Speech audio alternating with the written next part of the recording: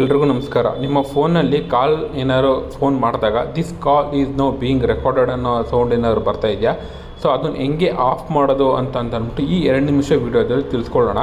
So ನೀವೇನಾದ್ರು ನಮ್ಮ ಮಂಜುಟೆಕ್ YouTube Kannada ಚಾನಲ್ಗೆ ನೀವೇನಾದ್ರು ಹೊಸಬರಾಗಿದ್ದರೆ ದಯವಿಟ್ಟು ಚಾನಲ್ನ ಸಬ್ಸ್ಕ್ರೈಬ್ ಮಾಡಿ, ಹಾಗೆ ನಮ್ಮ ಚಾನಲ್ನ ಫಾಲೋ ಮಾಡೋದು ಮಾತ್ರ ಮರಿಬೇಡಿ. ಮೊದಲಿಗೆ ಫೋನ್ ಆ್ಯಪ್ ಓಪನ್ ಮಾಡಿಕೊಂಡು ಸೆಟ್ಟಿಂಗ್ಸ್ ಮೇಲೆ ಕ್ಲಿಕ್ ಮಾಡಿದ ತಕ್ಷಣ ನಿಮಗೆ ಕಾಲ್ ರೆಕಾರ್ಡಿಂಗ್ ಆಪ್ಷನ್ ಅಂತಂದ್ಬಿಟ್ಟು ಬರುತ್ತೆ.